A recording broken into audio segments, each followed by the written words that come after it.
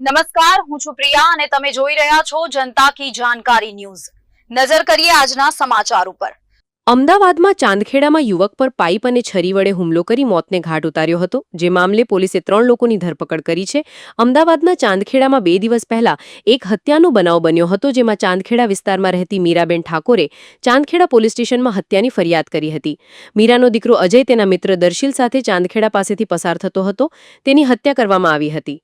અજય ઠાકોરનું અપહરણ કરવા બળદેવ ઠાકોર, નિકુલ ઠાકોર, કાવ્યા ચૌહાણ, પાર્થ બારોટ કાર લઈને આવ્યા હતા। અજયે ભાગવાની કોશિશ કરી હતી, પરંતુ આ લોકોએ ફિલ્મી સ્ટાઇલથી પીછો કરીને તેને ઝડપી લીધો હતો। ત્યારબાદ અજયને અવાવરૂ જગ્યાએ લઈ ગયા, ત્યાં તેના પર પાઇપ અને છરી વડે હુમલો કર્યો હતો અને તેને અવાવરૂ જગ્યાએ ફેંકી દીધો હતો, જ્યાં તેને સારવાર માટે સિવિલ હોસ્પિટલ ખસેડવામાં આવ્યો હતો। અજયનું સારવાર દરમિયાન મોત થયું હતું, જેથી પોલીસની ટીમ તરત જ હોસ્પિટલ પહોંચી હતી।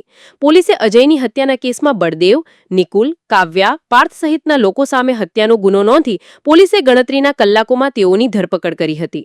પાર્થ બારોટ વિરુદ્ધ ચાંદખેડા પોલીસ સ્ટેશનમાં સંખ્યાબંધ ગુના નોંધાયા છે।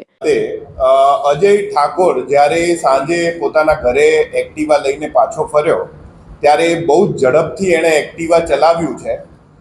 એ બાબતનો ખાર રાખી અને એના પડોશમાં રહેતા જે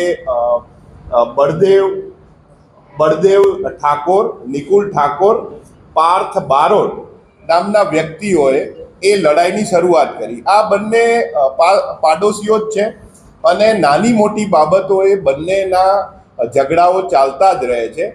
આ એક્ટિવા ચાલવાની બાબતે ઝઘડાની શરૂઆત થઈ।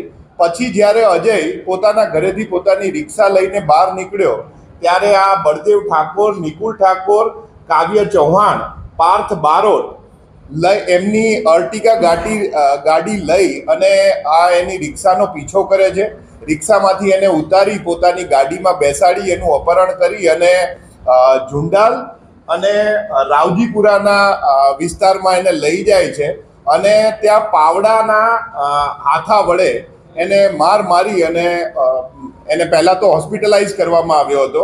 ત્યારે પોલીસે 307 જૂની આઈપીસીની 307 મુજબ ગુનો દાખલ કરે અને પછી બીજા દિવસે એટલે કે 9 તારીખે જ્યારે આ અજય ઠાકોરનું હોસ્પિટલમાં એનું મૃત્યુ થતાં પોલીસે મર્ડરનો ગુનો દાખલ કરી અને તાત્કાલિક ધોરણે